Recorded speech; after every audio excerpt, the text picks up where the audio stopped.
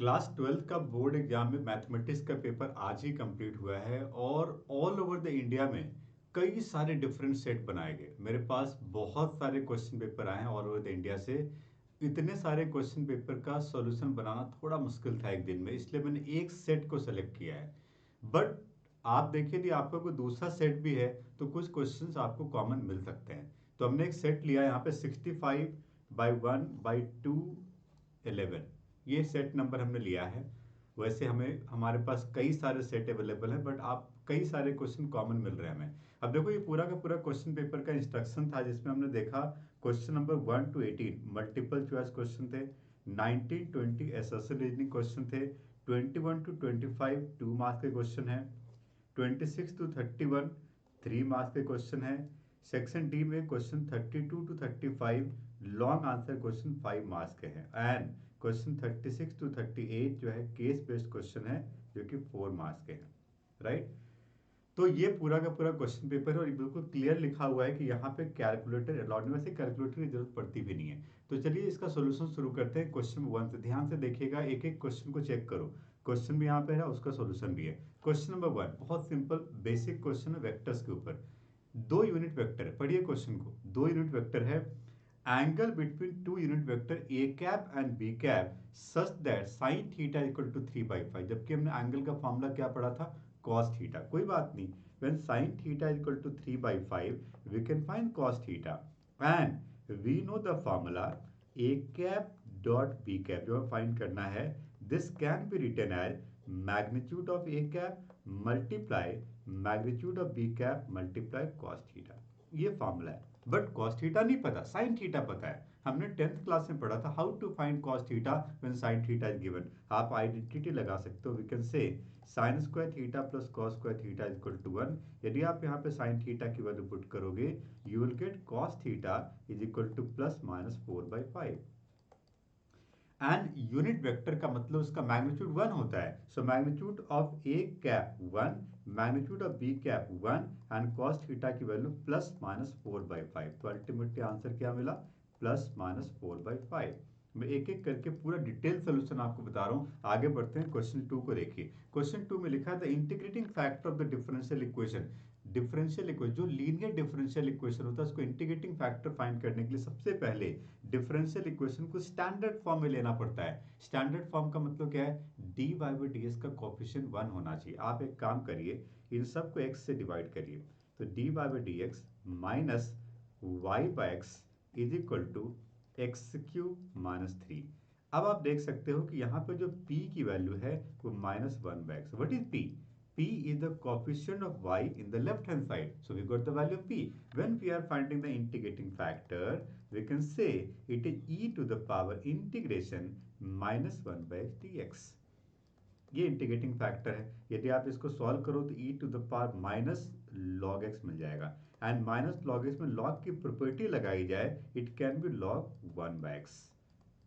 And आपको पता है, आपने कैलकुलस में पढ़ा था कि e और log जब एक साथ आता है, we can eliminate it. The final answer is what, 1/x। So we can say the answer is option C, 1/x. That is x to the power -1. Okay. The next question is, if the direction cosine of a line, then the value of k. Okay. Direction cosine का एक relation हमने पढ़ा था कि cos square alpha plus cos square beta and plus cos square gamma is equal to 1। और ये तीनों direction cosine यहाँ पे सेम दिया है, कोई बात नहीं, put the value. It can be √3k whole square and plus √3k whole square and plus √3k whole square is equal to, and it can be written as 3k square plus 3k square plus 3 square, it is 9k square equal to 1। Then k square can be written 1/9 and k की value क्या आ गई, +-1/3। So we can say option D is correct. फटाफट तेजी से आगे बढ़ते हैं। क्वेश्चन 4 को देखिए। A linear programming problem deals with the optimization. इसके पहले जो मैंने वीडियो बनाया था revision of full syllabus of class 12, इसमें कहा था हमने कि लीनियर प्रोग्रामिंग में टर्म्स को याद रखो। लीनियर प्रोग्रामिंग से एक मल्टीपल चॉइस क्वेश्चन आता है, टर्म्स को याद रखो। तो हमने पढ़ा था डेफिनेशन में कि लीनियर प्रोग्रामिंग हमेशा लीनियर फंक्शन को रिप्रेजेंट करता है, और आपने इनइक्वालिटी भी देखा, हमेशा 2 वेरिएबल लीनियर फंक्शन होता है, इसलिए इसका आंसर होगा B, linear function. Okay. Question 5, just wait for a minute. Question 5 को देखते हैं इसके बाद। Yes, question number 5। So question 5 में क्या है, एक प्रोबेबिलिटी का छोटा सा क्वेश्चन है। आप यहाँ पे कंडीशनल प्रोबेबिलिटी का फॉर्मूला यूज कर सकते हो, probability of A by B equal to probability of A dash by B. यदि आप कंडीशनल प्रोबेबिलिटी का फॉर्मूला यूज करोगे, it can be probability of A intersection B divided by probability of B, it can be probability of A dash intersection B divided by probability of B. आप यदि इसको पूरा solve करोगे ना, 1 mark का question solve करना जरूरी नहीं, देखने से पता चल रहा है इसमें P A equal to P A dash आ रहा है। यदि यहाँ पे आप independent event probability of A intersection B का फॉर्मूला लगाओगे तो P A multiply P B and right side में P A dash multiply P B आएगा, P B cancel and answer is option A. Right, okay, आगे बढ़िए question number 6। अब ये देखो, एक छोटा सा क्वेश्चन कोफैक्टर का, कोफैक्टर का question, you know how to find the cofactor. Yes, you know how to find the cofactor. यहाँ पे हमें 3 कोफैक्टर पता करना है, A21 पता करना है, हमें A22 पता करना है एंड A23 पता करना है। इन सभी कोफैक्टर की वैल्यू को मल्टीप्लाई कर देना है A11, A12, A13 के साथ। आपको कोफैक्टर पता करना आता है। A21 का कोफैक्टर एक फाइंड करके दिखाता हूँ। A21 मतलब second row first column, second row and first column को हाइड कर दो, second row and first column को हाइड कर दो। रिमेनिंग एलिमेंट क्या बचा, -3, 5, 5, -7। साइन क्या लगेगा, 2 + 1 और नंबर माइनस, तो ये आ जाएगा माइनस, और it is 21 -25, it can be written as 4। So इसका कोफैक्टर 4 आ गया। सिमिलरली यदि आप ये सारे कोफैक्टर फाइंड करके मल्टीप्लाई करोगे तो इसका आंसर आएगा 0। आप सॉल्व करके ट्राई कर लेना, कोई डाउट होगा चैट बॉक्स में लिख के बताना। आगे बढ़ते हैं, कैलकुलेशन में बहुत ज्यादा हम टाइम वेस्ट नहीं करेंगे, फटाफट सॉल्यूशन पे आगे बढ़ते हैं। अगला क्वेश्चन डिफरेंशिएशन का है। डिफरेंशिएशन में एक टॉपिक हमने पढ़ा था, differentiation one function with respect to other function. यहाँ पे क्वेश्चन है derivative of sine X square, chain rule का क्वेश्चन है। मान लो हमारे पास एक फंक्शन y है साइन एक्स स्क्वायर, और हमें x के रेस्पेक्ट में डिफरेंशिएट करना है, जबकि x की वैल्यू रूट पाई। ओके, मैं यदि इसको चेन रूल से डिफरेंशिएट करता हूँ, so we can say dy by dx equal to cos x square multiply 2x। Now when we are finding dy by dx at x is equal to root pi, तो मुझे सभी x की जगह पे root pi put करना पड़ेगा। It is cos root pi square, it can be cos pi multiply 2 root pi. What is the value of cos pi? What is the value of cos pi? You know cos pi is equal to -1. Yes, -1. So it can be -1 multiplied 2 root pi. The final answer is -2 root pi. Option C is correct. Okay. The next question. The next question we have to find the order and degree of the differential equation. में पढ़ा था एक question order and degree जरूर पूछा जाएगा। Order and degree of the differential equation. Highest order और उसके ऊपर क्या पावर है। आप देखो हाईएस्ट ऑर्डर यहाँ पे क्या है, d2y/d² और इसके ऊपर पावर क्या है 1, इसका मतलब order 2 and degree 1। Option C is correct. Next question, question 9। The vector with terminal point and initial points are given if we are finding the vector. So हमने पढ़ा था पोजीशन वेक्टर में कि if we are finding the vector it must be final point minus initial point. तो मैं इसमें लिख सकता हूं the BA vector can be written as the final point is what, 2 minus 3 5, we can say it is 2i cap minus 3j cap plus 5k cap minus final point minus initial point, it is 3i cap minus 4j cap plus 7k cap। यदि मैं इसको subtract करता हूँ, ये बन गया minus I cap minus 3j and plus 4j, क्या बन गया plus j cap and 5k minus 7k, क्या बन गया -2k कैप। तो बन गया -1 1 -2, -1 1 -2। Option D is correct. Right, final point minus initial point करते हैं इसमें। Question 10, question 10 the distance from point P A B C from Y axis. Okay, perpendicular draw करना है, वाई एक्सिस पे परपेंडिकुलर ड्रॉ करना है। बहुत बढ़िया क्वेश्चन है। यदि मैं वाई एक्सिस पे इस पॉइंट से परपेंडिकुलर ड्रॉ करूंगा तो वाई एक्सिस का पॉइंट क्या हो जाएगा, वाई एक्सिस का पॉइंट, हालांकि इसको 3 डायमेंशन दिखाना थोड़ा मुश्किल है, बट मैं ऐसे दिखाता हूँ इन जनरल। यदि मैं वाई एक्सिस का पॉइंट लेता हूँ तो ये पॉइंट बन जाएगा 0 B 0। और यदि मैं इन दोनों का डिस्टेंस पता करता हूँ डिस्टेंस फॉर्मूले से, तो आप देख सकते हो ये क्या बनेगा, b - b 0 root a square plus c square. Option C is correct. The next question is the number of corner points of the feasible region determined by this. Okay, तो यहाँ पे छोटा सा ग्राफ बना लो, फटाफट बना लो। You know x is greater than equal to 0 means y axis, y axis को x इक्वल टू 0 कहते हैं, x एक्सिस को y इक्वल टू 0 कहा जाता है and x plus y equal to 4 ऐसा बनता है। यदि मैं ग्रेटर देन की बात करता हूँ तो ये शेडेड पोर्शन मिलता है। ये देखो ये शेडेड पोर्शन है। इस शेडेड पोर्शन में कितने कॉर्नर पॉइंट है, मतलब 2 corner points are there, point A 4,0 and point B 0,4। There are two corner point. क्या पूछा गया? पूरा क्वेश्चन नहीं है, क्वेश्चन क्या है? Find the number of corner point. Okay, so number of corner point is option C, two corner points are there. Question 12 छोटा सा क्वेश्चन इसमें लिखा हुआ है। आपको याद है हमने मैट्रिसेस में इसके बारे में पढ़ा था कि यदि इस तरह का कोई क्वेश्चन पूछा जाता है, आप यहाँ पे सिंपल आइडेंटिटी से इसको एक्सपैंड कर सकते हो। It is A square plus B square plus A B and plus B A is equal to क्या हो जाएगा? A square plus B square.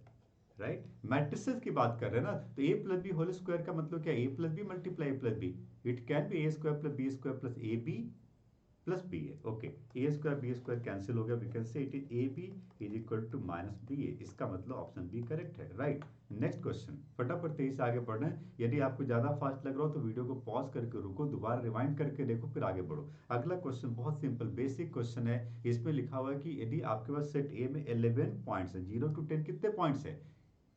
0 and 10 को भी इंक्लूड करना, 11 पॉइंट्स है, और 11 पॉइंट से x is equal to Y एक फंक्शन है, तो कितने ऑर्डर पेयर बनेंगे? 11 ऑर्डर पेयर बनेंगे। क्वेश्चन पूछा गया है how many number of equivalence classes are there? We can say 11 equivalence classes are there, because यहाँ पे टोटल 11 ऑर्डर पेयर्स बन रहे हैं। Right, okay, the next question is question 14, the if the matrix has 36 elements how many number of possible orders are there? Okay, यदि मैं 36 elements की बात करता हूं तो यहाँ पे कितने ऑर्डर बनेंगे? देखो यहाँ से स्टार्ट करो, 36/1 ऑर्डर का एक मैट्रिक्स बन सकता है, उसका 18/2, उसके बाद 9/4। आपको देखना है प्रोडक्ट 36 आना चाहिए, मतलब नंबर ऑफ एलिमेंट 36 होना चाहिए। आप नीचे चलते चले जाओ, उसका 9/4 करके आएगा 6/6 आएगा, और फिर उल्टा चले जाओ, कितना आएगा?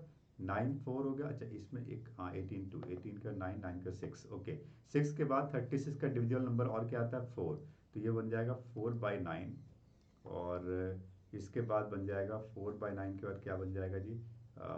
2/18 एंड 1/36। मैं देखता हूँ कुछ और तो नहीं बनेगा इसमें।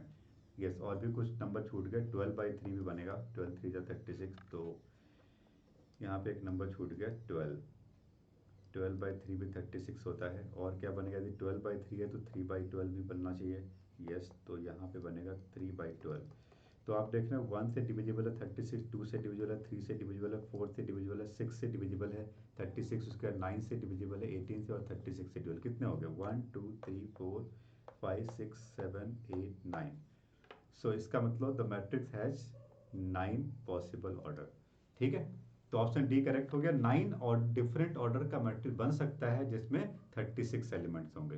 ठीक है, इस तरह के क्वेश्चन तो बहुत बेसिक मैट्रिक्स शुरू करते ही बढ़ते थे हम लोग। चलो आगे बढ़ते हैं, अभी तक कोई भी डिफिकल्ट क्वेश्चन नहीं है, आगे बढ़ते देखते हैं क्या होता है। Okay, the number of points where F X equal to greatest integer function X 0 to 3। Okay, हमने पढ़ा था, आपको याद होगा कि इंटीग्रल पॉइंट पे ग्रेटेस्ट इंटीजर फंक्शन डिसकंटिन्यूअस होता है, और जिस पॉइंट पे डिसकंटिन्यूअस है वहां पे नॉन डिफरेंशिएबल है। क्वेश्चन पूछा गया है इसमें 0 से 3 के बीच में कितने नॉन डिफरेंशिएबल पॉइंट है, तो आप काउंट करो कितने इंटीजर्स हैं। We can say there are 2 integers. इसका मतलब कितने डिसकंटिन्यूअस पॉइंट होंगे? 2। कितने नॉन डिफरेंशिएबल पॉइंट होंगे? 2। So option B is correct. 0 और 3 को इंक्लूड नहीं किया गया है। यदि इक्वल टू साइन लगा होता तो हम 2 पॉइंट और लेते और आंसर 4 हो जाता। राइट, बट यहाँ पे आंसर क्या है? Option B. अगला question, question 16, f x with the continuous function A B and differentiable on A B. बहुत बढ़िया, कंटिन्यूअस हमेशा क्लोज इंटरवल में एंड डिफरेंशिएबल ओपन इंटरवल होता है, ये तो डेफिनेशन दिया हुआ है। Then function f x strictly increasing if. Strictly increasing कब होता है? कब होता है स्ट्रिक्टली इंक्रीजिंग? आपने बेसिक कॉन्सेप्ट में पढ़ा था, स्ट्रिक्टली इंक्रीजिंग डेफिनेशन पूछा गया। स्ट्रिक्टली इंक्रीजिंग कब होता है? When F dash X is greater than 0 in open interval A to B. तो इसका मतलब ऑप्शन बी यहाँ पे करेक्ट है।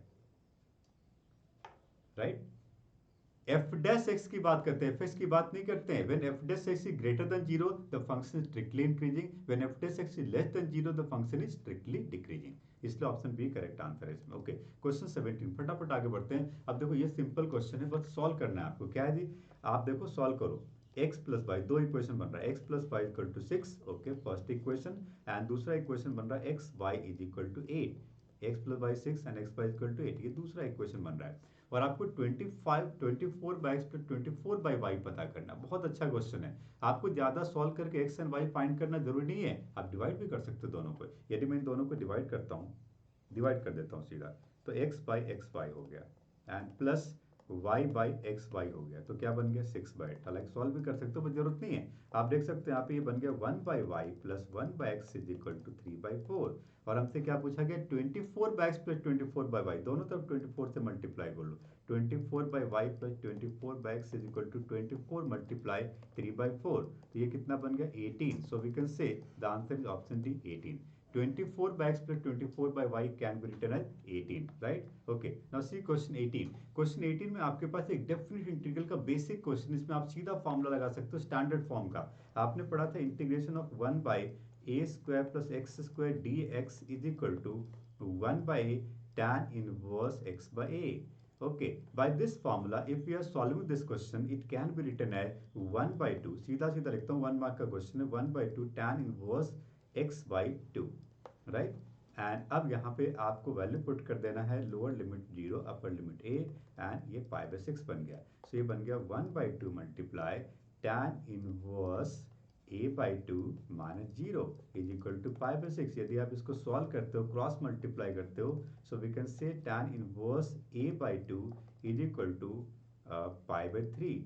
Now a/2 can be written as tan π/3 जिसकी वैल्यू होती है √3 and a can be written as 2√3। तो final answer is option B 2√3। देखो ये डेफिनेट इंटीग्रेशन का बेसिक क्वेश्चन, इसको इनडेफिनेट के स्टैंडर्ड फॉर्म में आपने पढ़ा था, इसमें कोई प्रॉपर्टी की जरूरत नहीं है। आगे बढ़ते हैं क्वेश्चन 90। कई बार एमसीक्यू में लेंथी क्वेश्चन आते हैं, बट इन जनरल आप देख रहे हो हमने कितनी जल्दी सारे एमसीक्यू सॉल्व कर लिए। एसर्शन रीजनिंग के 2 क्वेश्चन है, फटाफट समझे। एसर्शन रीजनिंग में 4 ऑप्शन होते हैं। पहला ऑप्शन को समझिए। पहला option assertion and reason both are correct and region is the correct explanation of assertion, right? Second thing, assertion and region both are correct and region is not the correct explanation of assertion.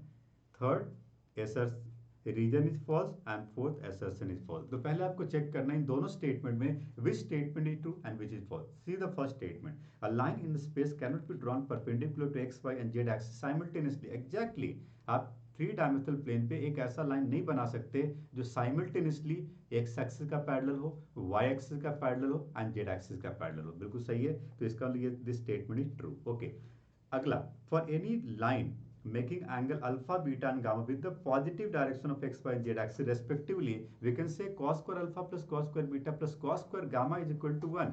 आप देख सकते हो direction cosine का relation है जो आपने पढ़ा था, और ये रिलेशन भी ट्रू है। इसका मतलब assertion and region both are true। now the question is either we can say option A और ऑप्शन B। ये कंफ्यूजिंग ऑप्शन है, ऑप्शन ए और ऑप्शन बी। अब आपको सोचना है क्या reason is the correct explanation of assertion है? यस ऑफ कोर्स है, क्योंकि आपने एक ऐसी लाइन बनाई जो कि किसी के पैरेलल नहीं है, और उस लाइन का डायरेक्शन कोसाइन क्या है? cos square alpha plus cos square beta plus cos square gamma equal to 1 है। ठीक है, तो इसका मतलब यहाँ पे हम ऑप्शन ए कर सकते हैं, right. Next question, question number 20। Question 20 again assertion reason का बहुत छोटा सा क्वेश्चन। आप देखो डिटर्मिनेंट की बात की जा रही है। यदि मैं इस डिटर्मिनेंट को सॉल्व करता हूँ और ये बनता है 1 cos theta 1 minus cos theta 1 cos theta और -1 माइनस कॉस थीटा 1। यदि आप इसको पूरा एक्सपैंड करते हो, तो पता है क्या बनेगा? ये 2 multiply 1 plus cos square theta. आप एक्सपैंड करके देखना। अब क्वेश्चन लिखा है कि डिटर्मिनेंट ए की वैल्यू लाई बिटवीन 2 to 4 है। ऑफ कोर्स ट्राई करते हैं, सुनो। हमें पता है, we know that cos theta is lie between -1 to 1। Then यदि हम स्क्वायर की बात करें तो cos square theta is lie between 0 to 1, क्योंकि cos स्क्वायर थीटा नेगेटिव नहीं हो सकता। Now we can say 1 plus cos square theta is lie between 1 to 2। Then 2 multiply 1 plus cos square theta is lie between 2 to 4। तो इसका मतलब ये 2 to 4 हो गया, बिल्कुल सही। और अब देखो रीजन में क्या लिखा हुआ है? cos theta lie between -1 to 1। Of course यही यूज किया हमने इसको सॉल्व करने के लिए, and theta lie between 0 to 2 पाई। तो यहाँ पर भी ऑप्शन ए करेक्ट है। ऑप्शन ए क्या कहता है? assertion and region both are true and assertion region is the correct explanation of assertion। बिल्कुल सही है। चलो, तो first 20 question 1 mark done. Now the next series is question 21। ये 2 मार्क्स का क्वेश्चन है, 21 to 25। सेक्शन बी पे आ गए हम लोग, फटाफट आगे बढ़ते हैं। अब ये क्वेश्चन सिंपल सब्स्टिट्यूशन मेथड का है। अब मैं दोनों पार्ट सॉल्व करूंगा, देखना। फर्स्ट पार्ट आपके पास है आप देख सकते हो इसमें आपको क्या करना है, we can use the substitution method, let root one plus two x is equal to t. हमने कहा था जब भी second function linear algebraic function हो, when second function linear algebraic function we can use the substitution method. So we can say one plus two x is equal to t square on differentiating both side, क्योंकि indefinite का question है, on differentiating both side it is two dx is equal to 2t dt, right? Now what will be the integration? now integration क्या बनेगा, 1/2 ds की जगह पे क्या आ रहा है, और x की जगह पे बन रहा है t square minus 1/2, root one plus two s की जगह पे बन रहा है t, और ds की बन रहा है 1/2, ये 2 तो कैंसिल हो गया ना, 2 क्यों ले रहा हूँ मैं, 2 कैंसिल हो गया, तो ये बन गया 1/2, हटा दो, क्या बन रहा है जी, दोबारा करना पड़ेगा, ओके ओके, एक्स की जगह बन रहा है टी स्क्वायर माइनस 1/2, ठीक है, एक्स की जगह पे बन रहा है t square minus 1/2, root one plus two s की जगह टी बन रहा है, ठीक है, और डी एस की जगह पे क्या आ रहा है, ओके टी डी टी, तो टी स्क्वायर डी टी बन गया, बहुत बढ़िया। तो ये बन गया 1/2 बाहर, it is t to the power 4 minus t square d t, right. अब आप इसको इंटीग्रेट करिए, 1/2 मल्टीप्लाई, इंटीग्रेट करते हो तो t to the power 5/5 minus t to the power 3 divided by 3 plus C, पूरा सॉल्व करूंगा मैं। अब ये 1/2 बन गया, और t to the power 5, t किसको लिया था, root one plus two x को, तो आप लिख सकते हो 1 plus two x to the power 5/2 divided by 5 minus 1 plus two x to the power 3/2 divided by 3 plus C. आप चाहो तो यहाँ पे 5 और 3 का एलसीएम लेकर के 15 को बाहर भी ले सकते हो, बस जरूरी नहीं है, आप ये भी आंसर छोड़ सकते हो। ये फर्स्ट पार्ट हो गया। और वाले पार्ट भी देख लेते हैं, छोटा सा क्वेश्चन है, और वाला पार्ट भी सब्स्टिट्यूशन का, आप देख सकते हो यहाँ पे, यदि मैं रूट एक्स को टी लिया तो 1/2 root x d x is equal to d t हो जाएगा। हमने डिफ्रेंशिएट कर दिया तो इंटीग्रेशन आई क्या बन जाएगा, 2 multiply sine t d t. अच्छा, यहाँ पर जब सब्स्टिट्यूशन लगाते हो डेफिनेट इंटीग्रल है तो लिमिट भी चेंज करो, ओके। लिमिट कैसे चेंज करोगे, तो एक काम करो, x के 0 पुट करो, t 0 आ गया, x के जगह पाई स्क्वायर 4 पुट करो, ये π/2 आ गया, okay. You know how to solve this. Sine t का इंटीग्रेशन क्या होता है, माइनस माइनस बाहर ले लो, कॉस टी, और लिमिट क्या आ गया, 0 to π/2। Now we can put the value -2, cos π/2 की वैल्यू क्या है, cos π/2 minus cos 0, cos π/2 0, cos 0 क्या है 1, तो आंसर फाइनली क्या आ गया 2। So we can say the final answer is what, 2। So question 21 का बी पार्ट का आंसर 2 आ गया, right, okay. Now c question 22, next question, छोटा सा क्वेश्चन परपेंडिकुलर का। हमने पढ़ा था जब भी किसी वेक्टर में परपेंडिकुलर की बात की जाए आपके दिमाग में स्ट्राइक होना चाहिए, perpendicular means what, dot product is equal to 0। तो जहां ही परपेंडिकुलर इक्वेशन बनाओ, dot product is equal to 0। So in this situation we can make the first equation is a vector plus b vector dot a vector is equal to 0. We can make the second equation from here. It will be 2a vector plus b vector dot b vector is equal to 0. Right? Okay. So now it can be written as a vector dot a vector dot a vector and plus b vector dot a vector is equal to 0. Second equation can be written as 2 times of a vector dot b vector plus b vector dot b vector is equal to 0. यदि मैं first equation की बात करूं तो it can also be written as magnitude of a square is equal to a vector dot b vector, और यहाँ पे minus लगा लो, एक इक्वेशन बन गया। और इस ए वेक्टर डॉट बी वेक्टर की वैल्यू यहाँ पुट कर दो, तो 2 times of minus magnitude of a vector square and plus magnitude of b vector square is equal to 0. It can be written as 2 times of magnitude of a vector square is equal to magnitude of b vector square. यदि मैं दोनों तो square root लेता हूं तो ultimately क्या बनता है, √2 multiply magnitude of a vector is equal to magnitude of b vector. यही हमें प्रूव करना था। डॉट प्रोडक्ट का 2 मार्क्स का क्वेश्चन था। जब भी डॉट प्रोडक्ट में परपेंडिकुलर की बात की जाती है, इवन पूरे वेक्टर में, अभी देखो जब आप बोर्ड में क्वेश्चन कर रहे हो तो आपको थोड़ी पता है क्वेश्चन कौन से टॉपिक का है, परपेंडिकुलर का नाम आते ही हमारे दिमाग में आता है डॉट प्रोडक्ट, तो हमने डॉट प्रोडक्ट का 2 इक्वेशन बना लिया, okay. The next question is question 23, छोटा सा क्वेश्चन वेक्टर का है, पढ़ो। In the given figure ABCD the parallelogram AB vector and DB vector are given, we have to find AD vector. सबसे पहले हमें AD वेक्टर पता करना है। आपने ट्रायंगल लॉ पढ़ा था, जरा इस डायग्राम को देखो ध्यान से। इस डायग्राम में मैं कह सकता हूं, डायग्राम को देख करके, कि क्या कह सकता हूं जी, मैं कह सकता हूं कि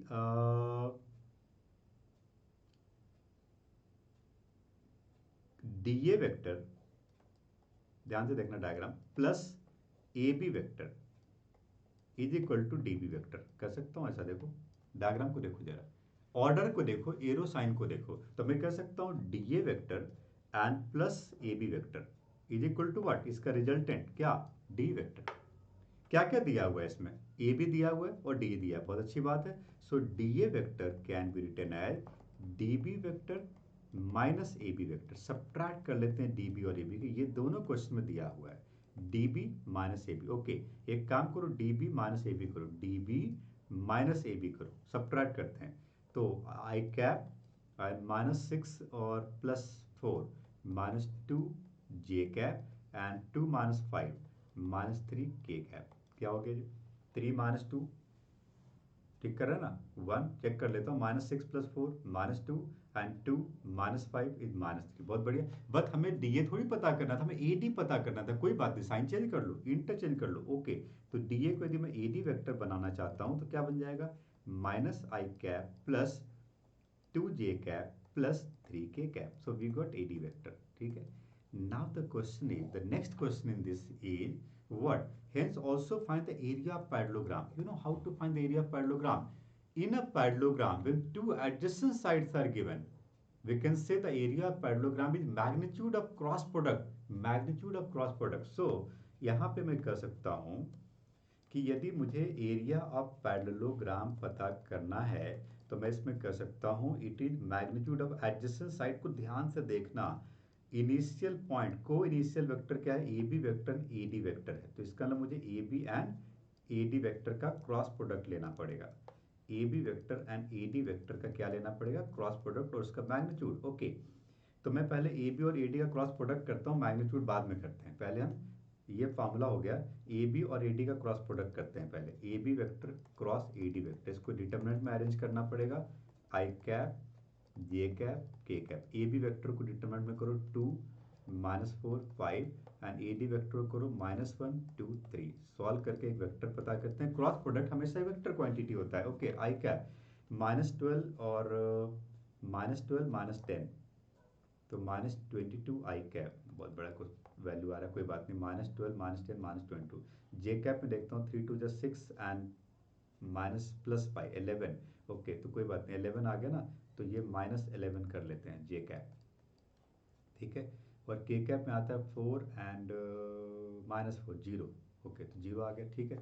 अब इसका मैग्नीट्यूड करो, मैग्नीट्यूड करोगे तो स्क्वायर रूट ऑफ क्या आएगा, minus 22 square and plus minus 11 square.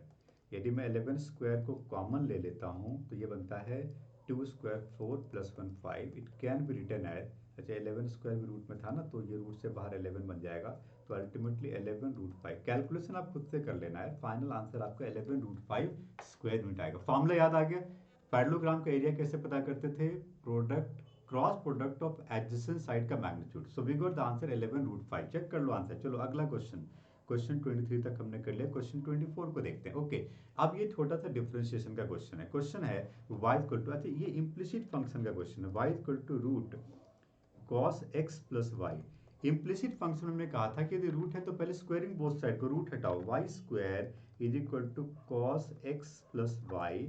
यदि मैं कहता हूँ differentiating both side with respect to x, तो it can be written as 2y dy by dx is equal to minus sine x and plus d y by d x.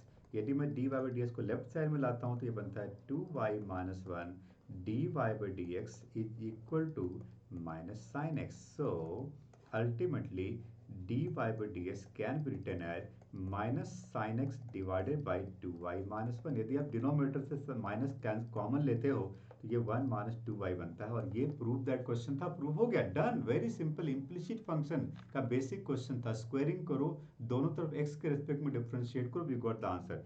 The next question we have question 25, absolute maximum minimum. बहुत rare student पढ़ के जाते हैं exam में, but बहुत important, एकदम simple concept है। Absolute maximum minimum तो बहुत है ही नहीं, मैक्सिमम मिनिमम के क्वेश्चन लेंदी होते हैं। एब्सोल्यूट मैक्सिमम मिनिमम में सिर्फ एक क्रिटिकल पॉइंट, टर्निंग पॉइंट पता करना है, और टर्निंग पॉइंट पे एंड बोथ एंड पॉइंट पे आपको फंक्शन की वैल्यू पता करनी है। तो how to find the turning point, okay करते हैं differentiate. When we are finding the turning point, पहले डिफ्रेंशिएट करो। 12 multiply 4/3 x to the power 4/3 -1, 4/3 -1 क्या आ गया 1/3, and -6 multiply 1/3 x to the power 1/3 -1 -2/3। तो ये बन गया 3 4 12 16 x to the power 1/3 -2 x to the power -2/3। मैंने आपसे एक बात कही थी कि जब कभी भी आप डिफ्रेंशिएशन करते हो और ये एओडी का क्वेश्चन है, एप्लीकेशन डेरिवेटिव का, हमेशा फैक्टर्स के फॉर्म में लिखा करो, आगे इसको जीरो से इक्वेट करना आसान होगा। एक काम करते हैं, इसको में 2 कॉमन लेते हैं पहले, और ये बनता है 8 x to the power 1/3 -1/x to the power 2/3। यदि आप एलसीएम लेते हो तो ये बनता है 2 times of 8x -1 divided by x to the power 2/3। आपने देखा कितना आसान क्वेश्चन हो गया है। मैंने फैक्टर्स के फॉर्म में लिखा पहले। नाउ अब यदि मैं एफ डैश को जीरो से इक्वेट करता हूं तो टर्निंग पॉइंट मुझे क्या मिल रहा है 8x -1 = 0। डिनोमिनेटर क्रॉस मल्टीप्लाई होकर 0 हो गया, x की वैल्यू क्या आ गई 1/8। We got the turning point 1/8। अब जो क्लोज इंटरवल दिया हुआ है उसमें एंड पॉइंट क्या है 0 है, तो f0 पता करो, 1 है f1 पता करो, एंड 1/8 है f1/8 पता करो। इन तीनों पॉइंट पे fx की वैल्यू पता करो, तो 12 मल्टीप्लाई 0 -6 मल्टीप्लाई 0 तो 0 हो गया। f1 पता करो, 12 1 to the power any things becomes 1, 12 - 6 क्या हो गया 6 हो गया। एंड f1/8 पता करो, f1/8 पता करो, x की जगह पे 1/8 पुट करो, तो ये वैल्यू आ रही है -9/4। सो अल्टीमेटली हमसे पूछा गया find the absolute maximum and absolute minimum value. We can say the absolute maximum value is 6 and absolute minimum value is -9/4। ये हो गया एब्सोल्यूट मैक्सिमम और ये हो गया absolute minimum value. We got the answer. ये हो गया एब्सोल्यूट मैक्सिमम मिनिमम क्वेश्चन। ठीक है, क्वेश्चन 26। नेक्स्ट क्वेश्चन पे आते हैं। इंटीग्रेशन का पार्शियल फ्रैक्शन का क्वेश्चन है। देखो ये दोनों ही क्वेश्चन सेट पैटर्न का है और आपने कहीं पर भी इंटीग्रेशन पढ़ा होगा तो ये क्वेश्चन जरूर किए होंगे। बहुत आसान है। पहला क्वेश्चन सॉल्व करते हैं, पार्शियल फ्रैक्शन का है। और देखो यदि इसमें एक्स स्क्वायर बार बार रिपीट, एक ही टर्म बार बार रिपीट हो रहा है, तो क्यों नहीं हम एक्स स्क्वायर को टी मान लें और इसको लीनियर बना लें, क्यों क्वालिटी के चक्कर में पड़े। तो यदि मैं फर्स्ट पार्ट की बात करता हूँ तो मैं इसमें लिखता हूँ लेट, ए की बात कर रहे हैं, let x square equal to t. तो ये बन जाता है t/t+4 एंड मल्टीप्लाई t+9। अब ये छोटा सा क्वेश्चन है किसका, पार्शियल फ्रैक्शन का, जिसको आप लिख सकते हो a/t+4 and plus b/t+9। This can also be written as t is equal to a multiply t+9 and plus b multiply t+4। मुझे a एंड b की वैल्यू पता करनी है। मैंने एक शॉर्टकट मेथड इसमें बताया था, हालांकि इसमें कोएफिशिएंट इक्वेट करके कर सकते हो, बट बेस्ट आइडिया क्या है, आप t+4 का जीरो पता करो, दोनों तरफ t की जगह पे -4 पुट करो, substituting t equal to -4 both side. तो ये बन गया -4 is equal to a multiply 5 and a की वैल्यू क्या आ गई -4/5। और फिर दोनों तरफ t को -9 पुट करोगे तो ये बन जाएगा -9 is equal to b multiply -5। तो इसका मतलब b की वैल्यू क्या आ गई 9/5। So we got a and b। Now अब इसको यहाँ पुट करो, सो इंटीग्रेशन क्या बना, a की वैल्यू -4/5, x के फॉर्म वापस ले इसको 1/x² + 4 dx एंड b की वैल्यू है +9/5 integration 1/x² + 9 dx। You know how to solve this integration. ये स्टैंडर्ड फॉर्म का क्वेश्चन हो गया। You know the formula 1/x² + a² dx। इसका इंटीग्रेशन होता है 1/tan 1x/। सो ये बन जाता है -4/5 1/2 tan 1x/2 and plus 9/5 multiply 1/3 tan inverse x/3 and plus c। थोड़ा सा सिंप्लीफाई कर लो, आंसर आ गया। तो ये तो सिंपल था। सेकेंड क्वेश्चन डेफिनेट इंटीग्रेशन का, ये भी आसान है पर थोड़ा सा लेंदी है। हमने इसमें ही पढ़ा था कि जब आपके पास इस तरह के डेफिनेट इंटीग्रेशन आते हैं तो आप एक नंबर लाइन बनाइए। हम बी पार्ट की बात कर रहे हैं और इस नंबर लाइन पे 1 और 3 को रिप्रेजेंट करिए और इसमें जितने मॉडुलस फंक्शन उन सबके जीरोज को देखो। जीरोज क्या है 1 2 एंड 3 है। अब आपको देखना है कि आपके पास दो इंटीग्रेशन बना, एक तो बना 1 to 2 और एक बना 2 to 3, दो इंटीग्रेशन बना। इन दोनों इंटीग्रेशन में चेक करो कि कौन सा पॉजिटिव और कौन सा निगेटिव आ रहा है। आपको याद है इसका कॉन्सेप्ट मैंने बताया था कि 1 to 2 यदि मैं मॉड x माइनस वन में पुट करता हूं तो ये मिलता है पॉजिटिव x माइनस वन। यदि मैं x माइनस टू में 1.5 पुट करता हूं तो ये नेगेटिव मिलता है, साइन माइनस कर लो और यहाँ पे साइन माइनस कर लो, इसको थोड़ा सिंप्लीफाई कर लो, एक इंटीग्रेशन बन जाएगा। प्लस दूसरा इंटीग्रेशन यदि मैं 2.5 को लेता हूँ तो ये पॉजिटिव आता है x माइनस वन और ये पॉजिटिव आता है x माइनस टू और ये नेगेटिव आता है x माइनस थ्री। अब इसको थोड़ा ब्रैकेट हटा के सिंप्लीफाई कर लो, ब्रैकेट हटा के सिंप्लीफाई कर लो, दो इंटीग्रेशन बना और इन दोनों इंटीग्रेशन को सॉल्व कर लो, you will get the answer. ठीक है जी, और इसका आंसर आपको मिल जाएगा 5। फाइनली सॉल्व कर लेना, आंसर मस्ट बी 5। अब इतना कैलकुलेशन में नहीं जाएंगे, आगे बढ़ते हैं। अगला क्वेश्चन हमारे पास 27 है, डिफरेंशियल इक्वेशन। क्वेश्चन को देख के पता चल रहा है ये क्वेश्चन होमोजीनियस का है। आपको याद है होमोजीनियस को आइडेंटिफाई कैसे करते थे? हम लोग कहते थे when D by d S के राइट साइड में जितने भी फंक्शन है, रैशनल फंक्शन जितने भी टर्म है, हर एक टर्म का डिग्री सेम है, हर एक टर्म का डिग्री सेम है। ये क्वेश्चन होमोजीनियस डिफरेंशियल इक्वेशन का है। और होमोजीनियस डिफरेंशियल इक्वेशन को सॉल्व करने के लिए हम लोग ये कॉन्सेप्ट लगाते हैं d by d s equal to, अभी तक कोई भी क्वेश्चन मुझे ऐसा नहीं मिला जो अनसीन क्वेश्चन हो। सारे क्वेश्चन हमने कहीं ना कहीं किए हुए हैं पूरे साल में। हाँ, अनसीन क्वेश्चन केस बेस्ड में थोड़े बहुत आते हैं, बट वो भी अनसीन नहीं होता है, लॉजिक सेम होता है। चलो आगे बढ़ते हैं। देखो हमने कहा था होमोजीनियस के क्वेश्चन में सबसे पहले डी बाई डी एस यदि लेफ्ट साइड में तो राइट साइड में वाई बाई एक्स बना लो, राइट साइड में वाई बाई एक्स बना लो। कुछ ऐसा करो, डिवाइड करो नुमरेटर डिनोमिनेटर में, जिससे right hand side y by x बन जाए। एक काम करो, dividing each term by x square, सबको एक्स स्क्वायर से डिवाइड करो। 1 plus y by x whole square and divided by 2 multiply y by x, सबको हमने एक्स स्क्वायर से डिवाइड कर दिया, dividing each term by x square. अब आप देख रहे हो, आप यहाँ पे वाई बाय एक्स को टी ले सकते हो, y equal to x t हो जाएगा। Differentiating both side we will get d by d x equal to x d t by d x and plus t. Now we can say this function can be written as x dt by dx plus t is equal to 1 plus t square divided by 2t। so ये बन जाएगा x dt by dx is equal to 1 plus t square divided by 2t minus t। so ये बन जाएगा x dt by dx is equal to, अब ये variable separable का question हो गया, 1 plus T square minus 2t square by 2t। आपको पता है ये डिफरेंशियल इक्वेशन थोड़ा सा लेंदी कैलकुलेशन होता है, डिफिकल्ट नहीं होता है, फंसने वाली कोई बात नहीं, फटाफट कैलकुलेशन करते चले जाते हैं। अब वेरिएबल सेपरेट करने का ट्राई करो, 2t by 1 minus t square d t is equal to 1 by t x. अब ये क्वेश्चन इंटीग्रेशन का हो गया, we can say integrating both side 2t, एक काम करो माइनस कॉमन लो, ये बन जाएगा t square minus one d t is equal to integration 1 by x d x. ऐसा मैंने इसलिए किया क्योंकि हमने इंटीग्रेशन में एक फॉर्मूला पढ़ा था, integration of F dash x by F x, क्या था वो, लॉग एफ एक्स।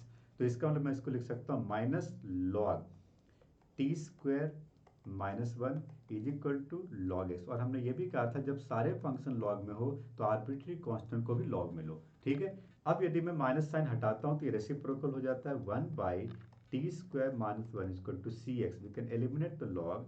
अब रेसिप्रोकल क्रॉस मल्टीप्लाई कर लो तो 1 is equal to t square minus one multiply c x. T के फॉर्म में आंसर मत छोड़ो, इसको एक्स वाई के फॉर्म में लो।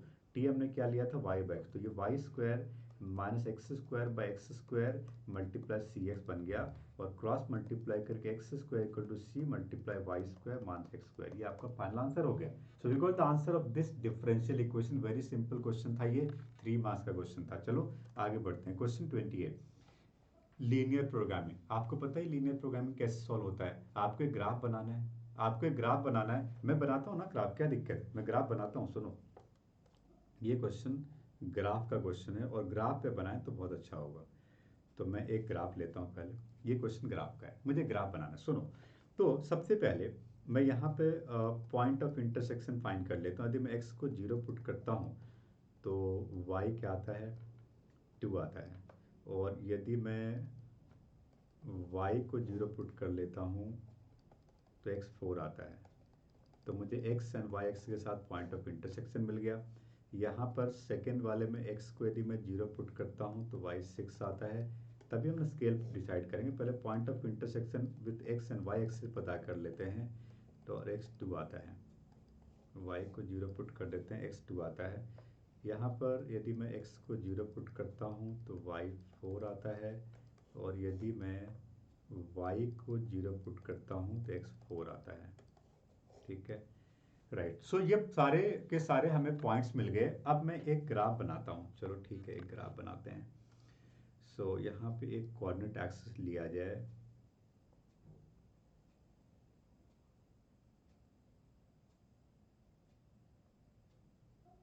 एक कोऑर्डिनेट एक्सिस ले लिया हमने, ठीक है।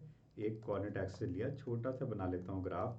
हमें अल्टीमेटली कोऑर्डिनेट पॉइंट्स पता करने एग्जैक्ट। सुनो, तो फर्स्ट वाले ग्राफ में x equal to 0, y equal to 2 है, और सेकंड उसी में x का पॉइंट ऑफ इंटरसेक्शन 4 है। ओके, सो 1 2 3 4। ओके, तो मैंने स्केल 1 का भी लिया है, तो ये बन रहा है लाइन,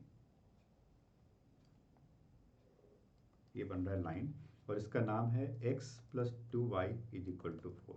सेकेंड, y के साथ point of intersection 6 and x के साथ 2 है, x के साथ 2, y के साथ 1, 1 2 3 4 5 6 हो गया, और x के साथ क्या है, 2 है। ठीक है, तो मैं इसको यदि बनाता हूँ थोड़ा सा, इसमें थोड़ा सा टफ समय लगता है हमें।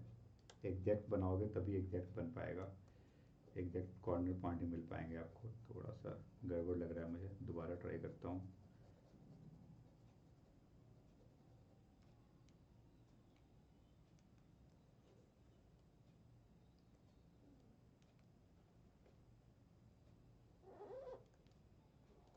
तो ये बन जाता है 3x plus 5 is equal to 6। Okay, approximate लिया, थोड़ा इधर उधर हो गया, कोई बात नहीं। और तीसरा हमारे पास है 4 4, है ना। तो 1 2 3 4 एंड यहाँ पे 4। तो तीसरा लाइन बन गया कुछ ऐसा, x plus y is equal to 4। अब देखो कौन सा लेस देन और कौन सा ग्रेटर देन है, उसके हिसाब से हमें सोचना पड़ेगा कि हमें क्या पॉइंट लेना है। तो मैं यहाँ पे देख पा रहा हूँ कि जो फर्स्ट लाइन है इसमें क्या है, देखो first line x plus 2y greater than कह रहा है। ग्रेटर देन मतलब अवे फ्रॉम द ओरिजिन होता है। ग्रेटर देन का मतलब क्या होता है, away from the origin. Okay, so x plus 2y वाली लाइन ये है, तो ये कह रहा है अवे फ्रॉम द ओरिजिन। ठीक है, सेकेंड लाइन है 3x plus y less than 6। Less than का मतलब होता है टुवर्ड्स ओरिजिन। अच्छा, टुवर्ड्स ओरिजिन, ठीक है। और x plus y less than, okay. तो पता है ये छोटा सा शेडेड पोर्शन मिल रहा है हमें, ये शेडेड पोर्शन मिल रहा है। और इसमें कितने कॉर्नर पॉइंट आ रहे हैं, A B C and D. ठीक है, आज यदि कॉर्नर पॉइंट आपको एग्जैक्ट ग्राफ पे ना पता चले तो आप सॉल्व करके पॉइंट ऑफ इंटरसेक्शन पता कर सकते हो। वैसे मुझे पॉइंट ए का जो कॉर्नर मिल रहा है वो मिल रहा है 0,2। पॉइंट बी का कॉर्नर मुझे मिल रहा है, पॉइंट बी का कॉर्नर यदि देखा जाए तो ये फ्रैक्शन में आ रहा है, नहीं नहीं, पॉइंट बी ये फ्रैक्शन में आ रहा है। ये मिल रहा है 8/5 6/5। सॉल्व करना पड़ेगा आपको तो आपको मिलेगा। पॉइंट सी का कॉर्नर मिल रहा है 1,3 एंड पॉइंट डी का कॉर्नर मिल रहा है 0,4। राइट, तो ये हमें कॉर्नर पॉइंट मिल गया। अब यहाँ पे 4 कॉर्नर पॉइंट है, इन चारों कॉर्नर पॉइंट पे क्या पता करना है, जेड पता करना है। ठीक है, कॉर्नर पॉइंट जेड, जेड कितना था 5x प्लस 4y, इसकी वैल्यू पता करो। कॉर्नर पॉइंट टेबल हमने बना ली, तो ये बन जाएगा 4 2 8, और ये बन जाएगा 8 एंड प्लस थोड़ा सा लेंदी, 8/5 multiply by 8 and plus 6/5 multiply 4, तो 6/5 मल्टीप्लाई 4 24/5, 64/5। यदि 1 3 को देखता हूँ तो 5 एंड 12 प्लस 5 17 एंड 4 4 जा 16। ओके, सो क्वेश्चन क्या था, मैक्सिमम या मिनिमम, क्वेश्चन था मैक्सिमाइज। तो मैक्सिमम पॉइंट क्या हो गया, 17 हो गया। So we can say finally the answer is what, the maximum value 17 at the point 1,3। ये इसका फाइनल आंसर हो गया। तो ये एलपीपी का क्वेश्चन था, ये थोड़ा लेंदी क्वेश्चन होता है, इसमें थोड़ा टाइम लग जाता है। ठीक है, आगे बढ़ते हैं।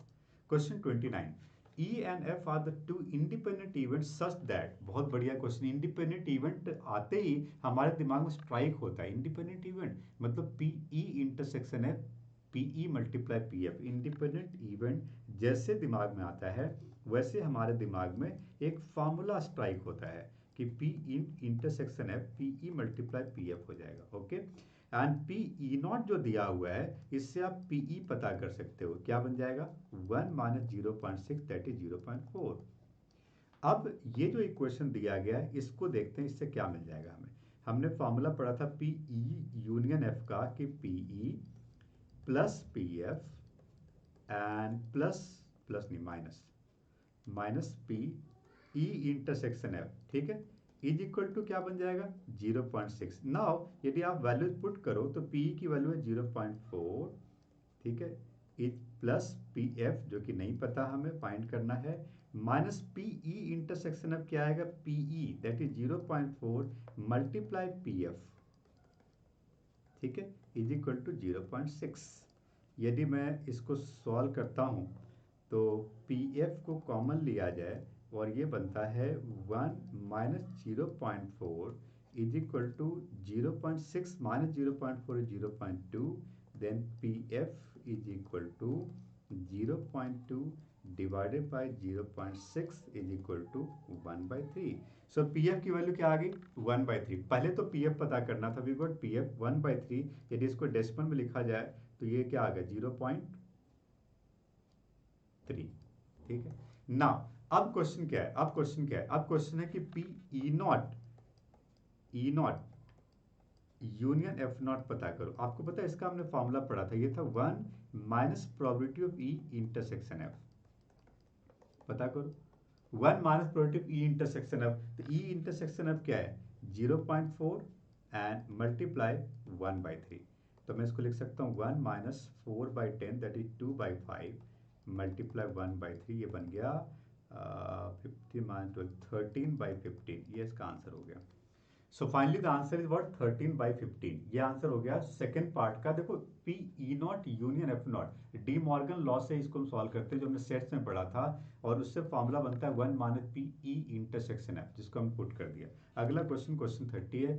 क्वेश्चन 30 लॉन्ग आंसर क्वेश्चन, क्या लिखा हुआ है जी, check whether this relation is reflexive symmetric transitive और नॉट। कितना बढ़िया क्वेश्चन, रिफ्लेक्सिव सिमेट्रिक ट्रांजिटिव है कि नहीं, कितना अच्छा बेसिक क्वेश्चन है, कितनी बार कर चुके हम लोग इसके ऊपर प्रैक्टिस। यदि मुझे reflexive symmetric and transitive check करना है तो हमने सबसे पहले रिफ्लेक्सिव के लिए क्या कहा था कि जो आपके पास रिलेशन दिया हुआ है इस रिलेशन में दोनों को सेम रख करके देखो। मैं यहाँ पर मॉड, यदि मैं कोई भी एलिमेंट लेता हूँ, इंटीजर लेता हूँ x² माइनस x², क्या बनता है 0, इट इज लेस देन 8। इसका मतलब x, x belong to R, so we can say x, x belong to R, so therefore R is reflexive। इसका मतलब R एक रिफ्लेक्सिव रिलेशन है।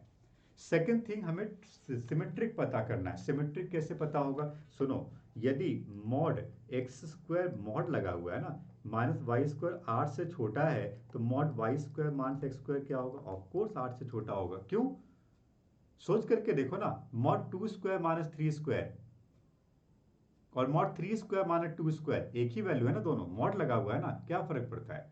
तो इसका मतलब आप कर सकते हो when xy belong to relation then yx also belong to relation. इसका मतलब क्या हो गया, सिमेट्रिक हो गया। सो मैं कर सकता हूँ r इज सिमेट्रिक। बहुत डिटेल में नहीं जा रहा हूँ, आपको पता है इसको कैसे लिखना है। r सिमेट्रिक हो गया। अब तीसरा ट्रांजिटिव, ट्रांजिटिव में आपको चेक करना। अब देखो यहाँ पे कुछ एलिमेंट फेल हो रहा है। यदि मैं कहता हूँ 4² माइनस 3² तो ये क्या मिल रहा है 16 minus 9, 16 minus 7 is less than 8। बहुत अच्छा, ये तो ठीक है। मॉड 3² माइनस 2² ये क्या है, लेस देन 8 है। बट यदि मैं 4² माइनस 2² लेता हूँ तो ये होता है 16 माइनस 4, ये ग्रेटर देन 8 हो जाता है, नॉट लेस देन 8 होता है। इसका मतलब मैं कर सकता हूँ here 4/3 and 3/2 belong to relation but 4/2 does not belong to relation. ऐसे कोई भी एग्जाम्पल आप ले सकते हो। तो इसका मतलब R इज नॉट ट्रांजिटिव, ये ट्रांजिटिव नहीं है। तो R रिफ्लेक्सिव सिमेट्रिक है बट ट्रांजिटिव नहीं है। ओके, इसी क्वेश्चन का सेकंड पार्ट और में जो लिखा हुआ ये क्या है क्वेश्चन, ये बहुत अच्छा क्वेश्चन बट इसमें फंक्शन नहीं पता। पहले फंक्शन पता करो। एक given situation f1 = 1, F1 equal to 1 कहता है कि a plus b is equal to 1, एक इक्वेशन बनता है। और F2 इक्वल टू 3, F2 की वैल्यू 3 दी गई है, F2 पुट करो x की जगह पे, तो 2a plus B equal to 3। यदि इन दोनों इक्वेशन को आप सॉल्व करोगे तो a एंड b की जो वैल्यू आएगी उसको फंक्शन में पुट करो, फिर उसका 1 1 ऑन टू चेक करो। यदि मैं इसको सॉल्व करता हूँ तो a की वैल्यू क्या आती है, सब्ट्रैक्ट कर दो, minus a equal to -2, a equal to 2 and a equal to हो गया तो बी इक्वल टू क्या हो गया, -1 हो गया। इसका मतलब आपका जो फंक्शन बना वो बना 2a minus b, sorry 2x minus 1। A और बी की वैल्यू पुट कर दो, 2x माइनस 1, ये फंक्शन हो गया। अब इस फंक्शन का इंजेक्टिविटी एंड सब्जेक्टिविटी चेक करना, 1 1 ऑन टू चेक करना कौन सी बड़ी बात है। यदि आपको 1 1 चेक करना है तो आप लिखिए let fx1 equal to fx2 then x1 equal to x2। तो ये फंक्शन 1 1 एंड ऑन टू दोनों होगा। फाइनल आंसर होगा this function 1 1 and onto, इसका मतलब ये बाइजेक्टिव फंक्शन है। बट इसके पहले इंपॉर्टेंट बात थी कि a एंड b की वैल्यू पता करो और फंक्शन पता करो, फंक्शन एग्जैक्ट नहीं दिया हुआ था। अगला क्वेश्चन, क्वेश्चन 31। ये बहुत इंपॉर्टेंट क्वेश्चन, कई बार कहा गया था कि ये एक ट्रिकी क्वेश्चन है, हमने कई बार क्लास में भी किया, ट्रिकी क्वेश्चन है। ये है तो इम्प्लिसिट फंक्शन का, बट इसको सॉल्व करने के लिए जनरली हम सब्स्टिट्यूशन मेथड यूज करते हैं, क्योंकि स्क्वायर रूट में यहाँ पे कैलकुलेशन डिफरेंशिएशन बहुत लेंदी हो जाएगा। The best idea to solve this question a, we can consider x is equal to sine A, मैं पूरा सॉल्व करके दिखाता हूँ, and y is equal to sine B. ठीक है, और यदि आप इसमें पुट कर देते हो तो root over 1 minus sine square a and plus square root of 1 minus sine square b is equal to a multiply sine a minus sine B. ठीक है, अब यदि आप इसको सिंप्लीफाई करो, root 1 minus sine square a क्या बन जाएगा, cos a. It can be written as cos a plus cos b is equal to a multiply sine a minus sine B. थोड़ा सा फास्ट चल रहा हूँ क्योंकि वीडियो बहुत बड़ा हो जाएगा, अदरवाइज आपको जो भी डाउट्स है, जो भी दिक्कत आ रही है, कोई बात नहीं, वीडियो को रिमाइंड करके दोबारा सुन लो, हम थोड़ा फास्ट चल रहे हैं, चलो कोई बात नहीं। Cos a plus cos b, formula क्या है, cos c plus cos d का फॉर्मूला आपको याद होगा, 2 cos a plus b by 2 multiply cos a minus B by 2 equal to a multiply sine a minus sine b क्या बन जाएगा, 2 cos a plus b by 2 multiply sine a minus B by 2। 2 cos a plus b by 2 cancel हो गया, और आप इसको लिख सकते हो cot A minus B by 2 is equal to A. So अब यहाँ पर ये बनता है, यदि मैं और सिंप्लीफाई करूँ तो a minus B is equal to 2 cot inverse A. ऐसा मैंने इसलिए किया क्योंकि कॉट ए कांस्टेंट है, तो 2 कॉट इनवर्स ए भी कांस्टेंट होगा, इसका मतलब राइट साइड का डेरिवेटिव 0 हो जाएगा, इसलिए हमने ऐसा सिंप्लीफाई किया। ना what is a and b, inverse trigonometric में जाओ, हमने ए और बी क्या सब्स्टिट्यूट किया था, देखो हमने x को साइन ए लिया था, a का मतलब क्या हो जाएगा साइन इनवर्स x, और b का मतलब क्या हो जाएगा sine inverse y is equal to a cot inverse A. Now, sorry, 2 cot inverse A. Now we can differentiate both side with respect to x. It can be, you know the derivative sin inverse x, it is square root of 1 by square root of 1 minus x square minus 1 by square root of 1 minus y square dy by dx is equal to 0. अब आप जरा d by d s find करने की कोशिश करिए, 1 by root 1 minus x square is equal to 1 by square root of 1 minus y square d by d x. Then we can say d by d x is equal to square root of 1 minus y square by 1 minus x square. यही proof करना था हमें, right? Proof that question था। Okay, इसका second part तो बहुत simple है, log का क्वेश्चन। इसका second part y equal to tan x to the power x, y equal to tan x to the power x, और वाला question y equal to tan x to the power x। हालांकि इसको exponential function में convert करके किया जा सकता है, बट चूंकि ये सिंगल फंक्शन है तो बेस्ट आइडिया के लॉग ले लो।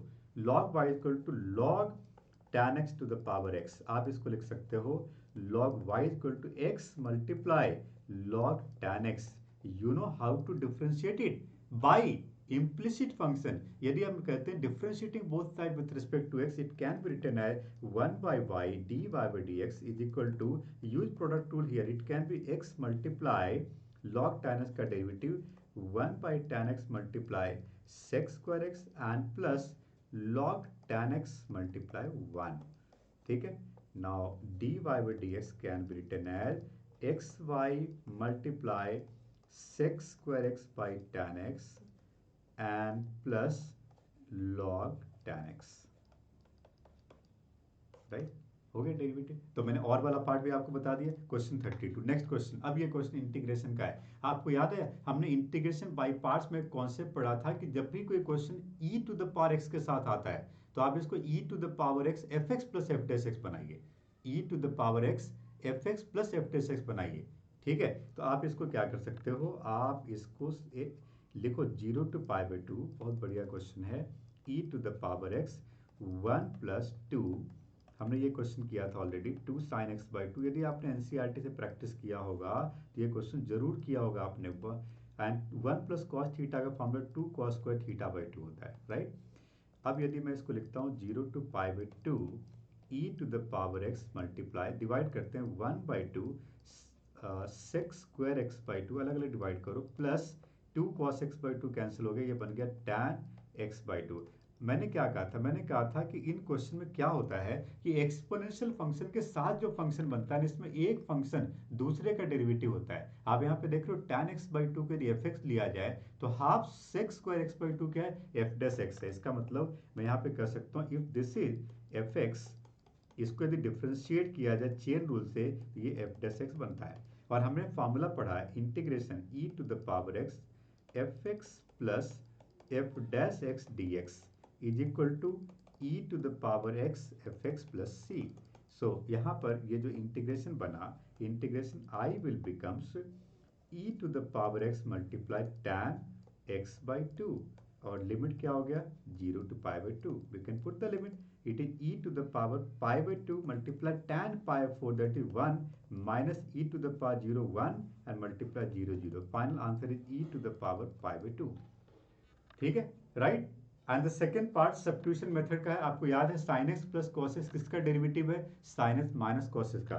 तो यहाँ पर यदि आप और वाला पार्ट करना चाहते हो तो आप यहाँ पे sin x minus cos x को t मान करके सॉल्व कर सकते हो कि इसका डेरिवेटिव न्यूमरेटर में है जो कि dt बन जाएगा, राइट। आगे बढ़ते हैं, कुछ ही क्वेश्चन रह गए हैं, कुछ ही क्वेश्चन रह गए। क्वेश्चन 33 को देखते हैं। ये क्वेश्चन एक छोटा सा एरिया अंडर कर्व का क्वेश्चन है।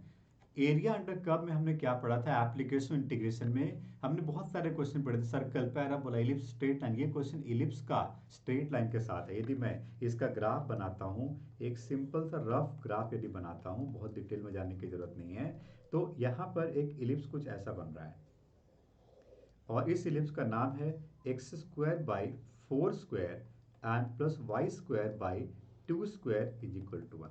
ठीक है, और यहाँ पे एक लाइन बनाना पड़ेगा हमें x equal to 2। Yes, this is the line x equal to 2 and this is another line x is equal to -2। Question क्या है, using the integration find the area of the ellipse included between what x equal to -2 and x equal to 2। यदि मैं एक shaded portion identify करने का try करता हूँ तो this will be the shaded portion.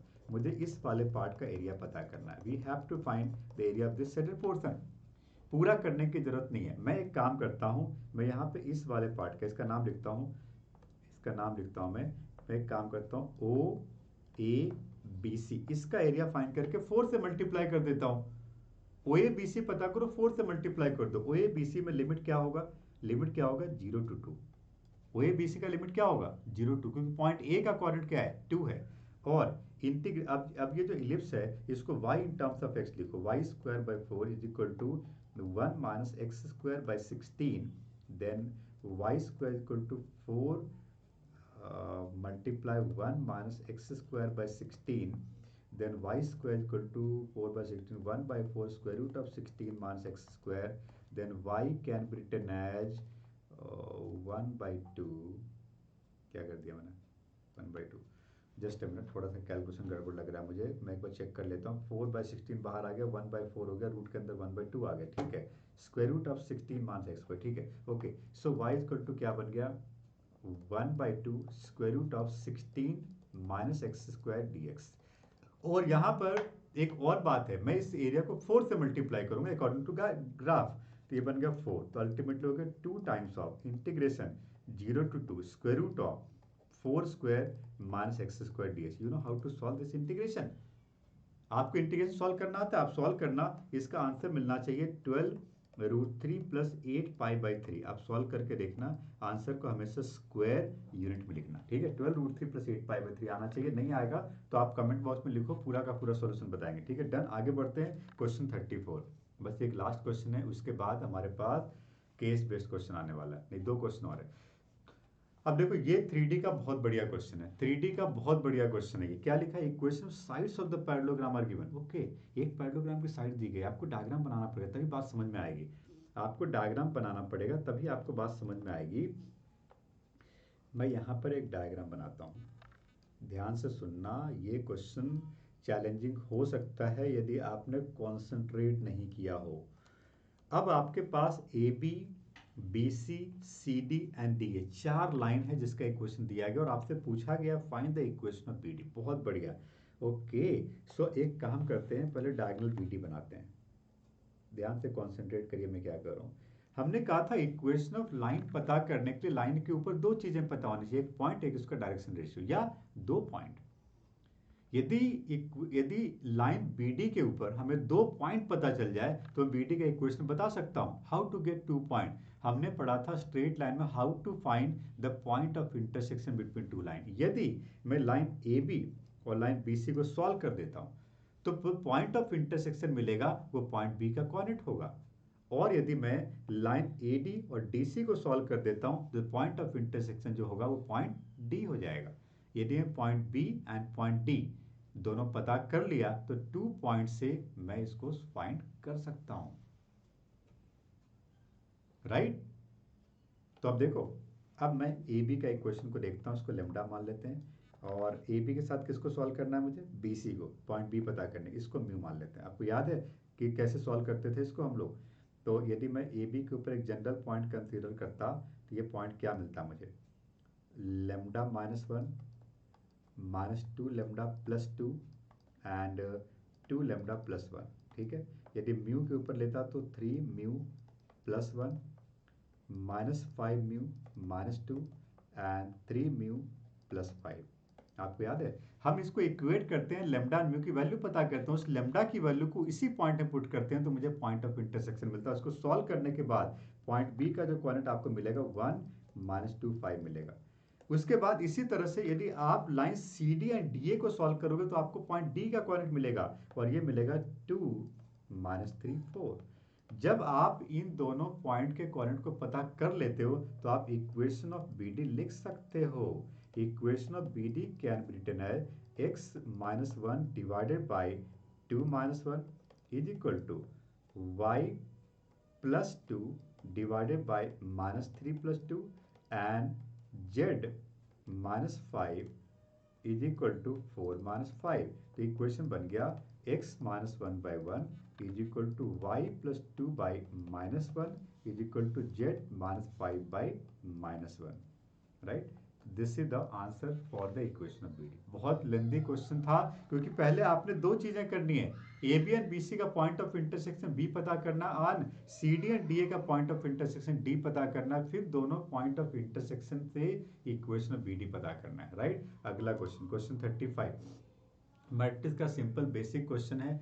आपसे क्या लिखा गया है, ए दिया हुआ है, ए इनवर्स पता करना और ए इनवर्स को यूज करके इक्वेशन को सॉल्व करना है। आपको याद है ये एक सेट पैटर्न का बेसिक क्वेश्चन है, सेट पैटर्न का क्वेश्चन है।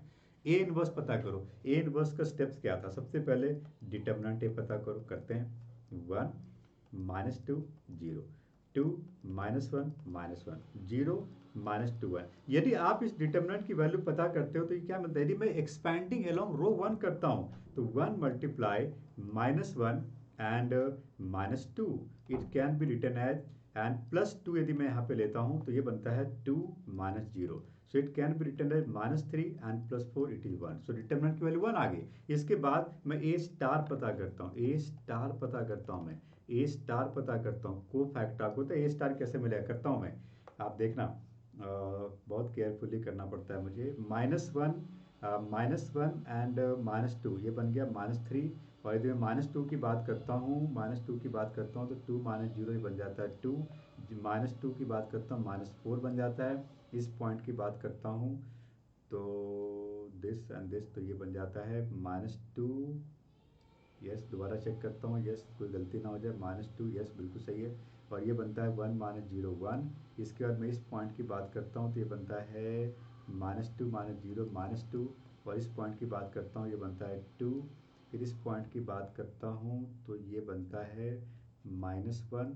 और इस पॉइंट की बात करता हूँ तो ये बनता है -1 और +4, तो 3 बनता है। अब साइन चेंज कर दो, साइन चेंज कर दो और इंटरचेंज कर दो, एडजॉइंट मिल जाएगा। सो एडजॉइंट ए मुझे मिलता है यहाँ पर, साइन चेंज करो तो ये हो गया माइनस में, ये प्लस, ये प्लस, ये प्लस, तो -3 -2 -4 एंड 2 1 2 एंड 2 1 3। तो this is called the adjoint. After getting the adjoint यदि मैं इसको डिटरमिनेंट से डिवाइड करता हूँ तो ए इनवर्स मिलता है। डिटरमिनेंट तो 1 था तो ए इनवर्स की वैल्यू मिल गई finally -3 2 2 and -2 1 1 and -4 2 3।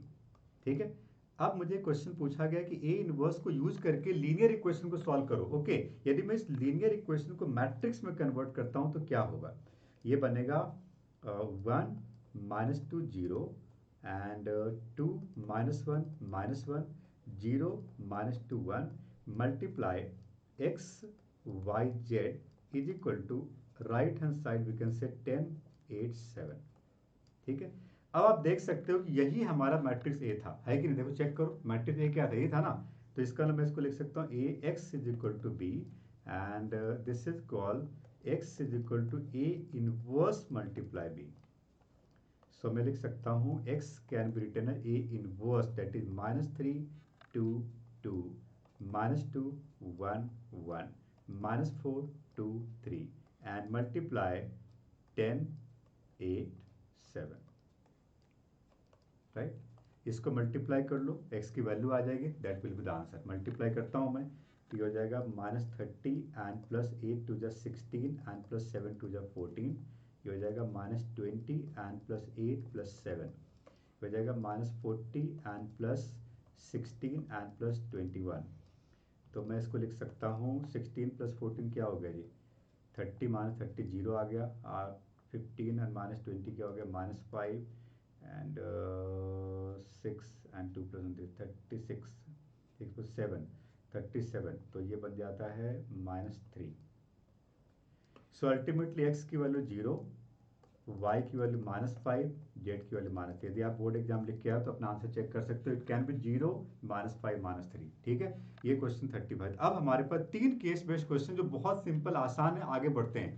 Case based question, अभी तक आपको कोई भी अनसीन क्वेश्चन नहीं मिला था। एक 3D का क्वेश्चन था जिसमें पॉइंट ऑफ इंटरसेक्शन के बाद इक्वेशन पता करना था, वो क्वेश्चन अनसीन जैसा लग सकता है पर बहुत लेंदी नहीं था।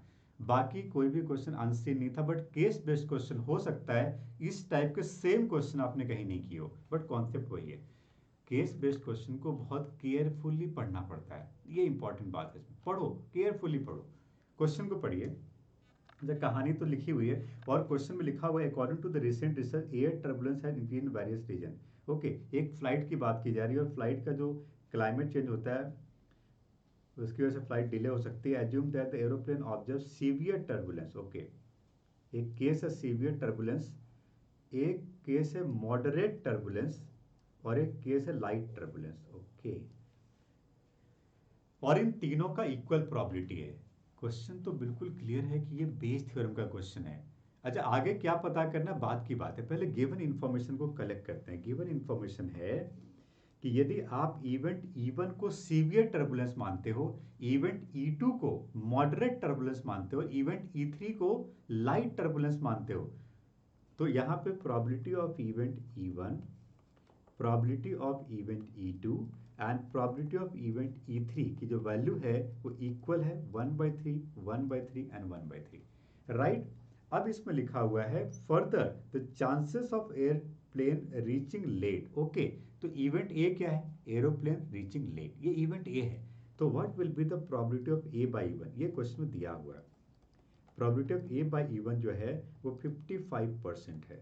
Probability of A by E2 जो है ये 37% है।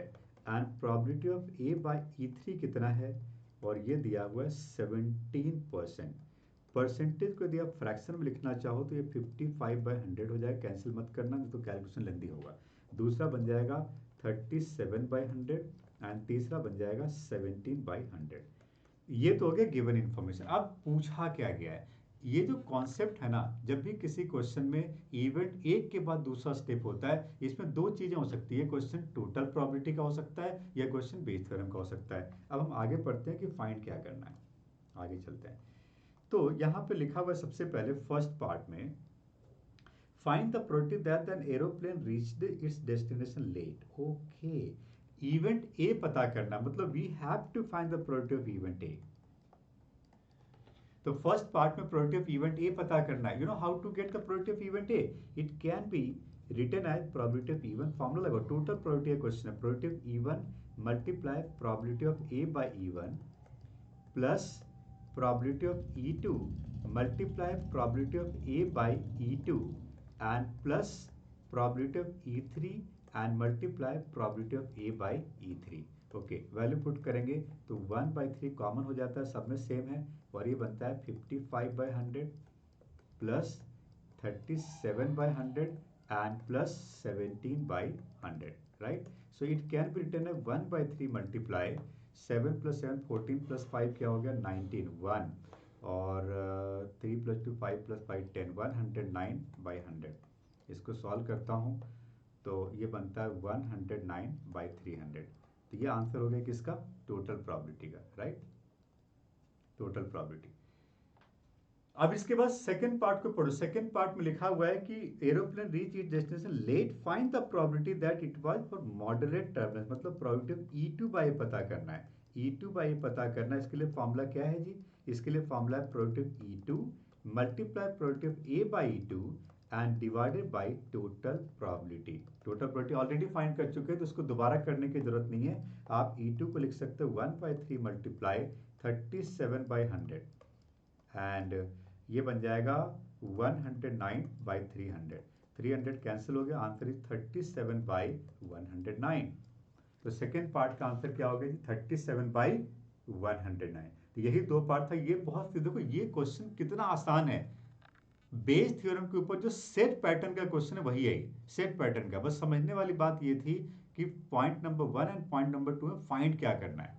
ये तो आसान क्वेश्चन निकला केस बेस्ड का। ओके, आगे बढ़ते हैं। केस बेस्ड क्वेश्चन का अगला क्वेश्चन, ये थोड़ा सा मुश्किल लग रहा है, बट जिन बच्चों ने ग्राफ एंड प्रिंसिपल वैल्यू के टेबल को ठीक से पढ़ा था उनके लिए कोई डिफिकल्ट पार्ट नहीं है ये। सुनो क्वेश्चन क्या है।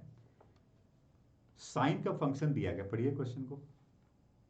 पूरा क्वेश्चन जो फर्स्ट पैराग्राफ लिखा हुआ उसके बाद एक ही इंपॉर्टेंट बात निकल के आती है कि साइन फंक्शन का ग्राफ दिया हुआ है।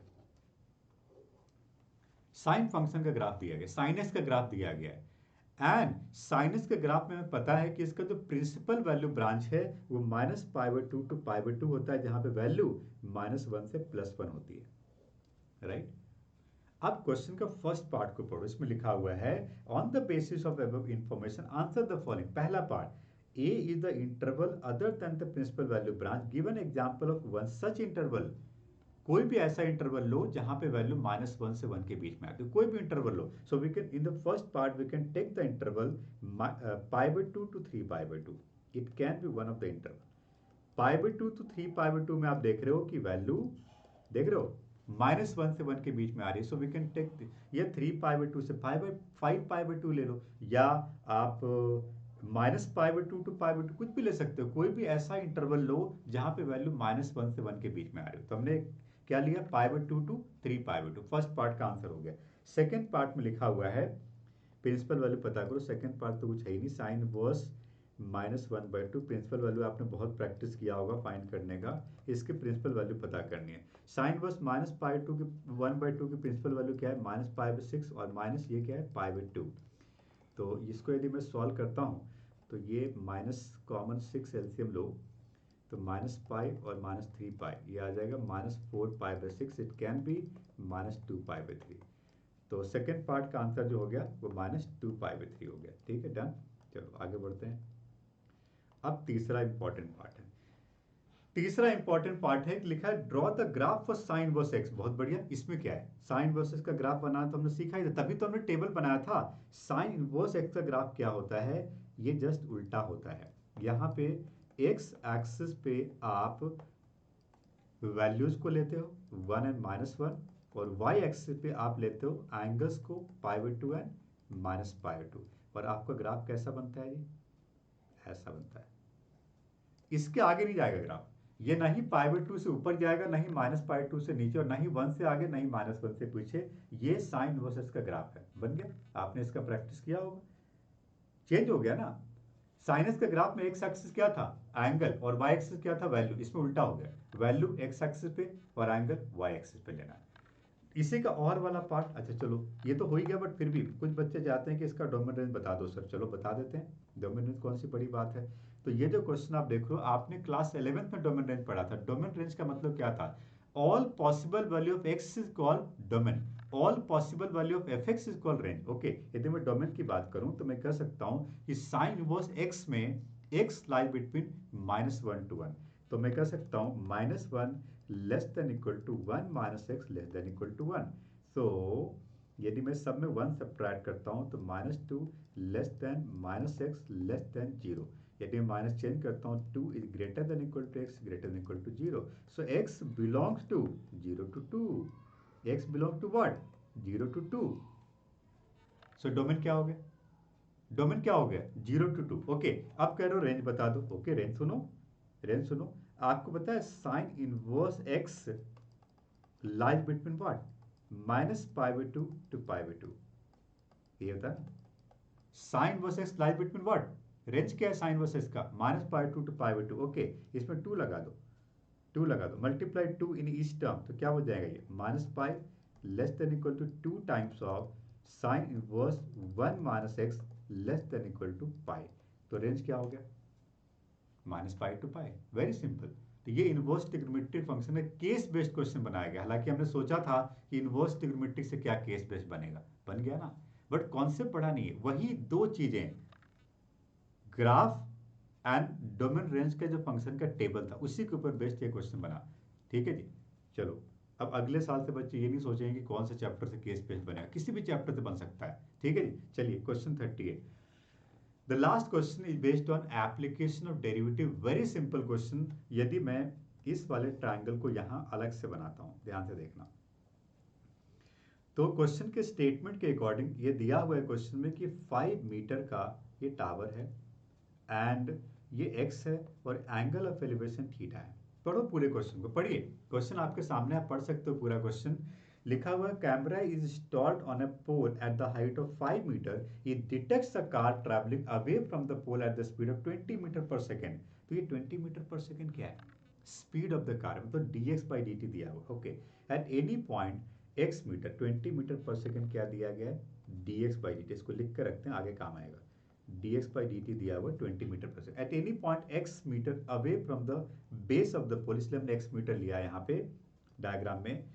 The angle of elevation of the speed camera from the car is theta. On the basis of above information, answer the following question. Express theta in terms of height and x. Okay, तो theta को x के term में लिखना है। Okay, तो बहुत simple. इस right angle triangle में यदि हम साइन थीटा यूज करें, साइन थीटा यूज करें, टैन थीटा यूज करते हैं। यदि मैं टैन थीटा यूज करता हूं तो टैन थीटा इक्वल टू क्या मिलता है? 5x। और थीटा इन टर्म्स ऑफ क्या था? Theta in terms of find करना था x, तो थीटा इक्वल टू क्या हो गया? Tan inverse 5/x। पहला पार्ट क्या था क्वेश्चन का? थीटा को x के टर्म में लिखो। ठीक है। दूसरा पार्ट क्या है? D theta by d s पता करो। कौन सी बड़ी बात है? सॉल्व इसको। फर्स्ट पार्ट हो गया सॉल्व, इसको डिफ्रेंशिएट कर दो चेन रूल से। तो 1/1 plus 5/x whole square, tan inverse इसका डेरिवेटिव, मल्टीप्लाई 5/x का डेरिवेटिव सेकेंड फंक्शन का -5/x स्क्वायर। तो ये बन गया x² plus 25 multiply -5/x square. X square cancel हो गया, अल्टीमेटली बन गया -5/x² plus 25। So we got d theta by d x, right. Sorry, अब दिख रहा है? ठीक है। तो हमने d theta by d s पता कर लिया। ठीक है। अब क्वेश्चन में अगला पार्ट है कि find the rate of change of angle of elevation with respect to the time. Okay, मतलब तीसरा पार्ट है d theta by d t पता करो विथ रिस्पेक्ट टू टाइम। कब?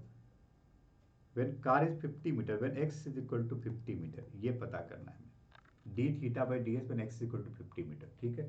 चलो 50 मीटर, तो D theta by d s पता करना है। तो D theta by d S तो हम कर चुके हैं, D theta by d S जो कर चुके हैं, इसी में यदि हम टाइम के रिस्पेक्ट में कर लें तो D theta by d T बन जाएगा -5 by x square plus 25 multiply D x by d T. And D x by d T question में दिया हुआ तो पढ़ो 20 मीटर पर सेकेंड, इसको मैं लिख सकता हूँ -5 by x square plus 25 and multiply 20 metre per second. ये हो गया -100 बाई एक्स की वैल्यू दी है 50, तो ये बन जाएगा कितना 50, 5 5 25, 52 500 प्लस 25, ये बन गया -100 डिवाइडेड बाई 2525। सिंप्लीफाई कर लो, आपको आंसर मिल जाएगा, राइट। तो आपने देखा कि रेट ऑफ चेंज का क्वेश्चन था एप्लीकेशन डेरिवेटिव का, तो हमने ये पूरा का पूरा बोर्ड एग्जाम का सॉल्यूशन को कंप्लीट कर लिया। और इस तरह के और भी एक से बढ़ के एक इंटरेस्टिंग वीडियो को देखने के लिए आप ऑनलाइन मैथ्स के चैनल को जरूर सब्सक्राइब करो और बेल आइकन प्रेस करो। जैसे ही कोई वीडियो आता है आपको फटाफट नोटिफिकेशन मिलेगा। Thank you so much for watching this video.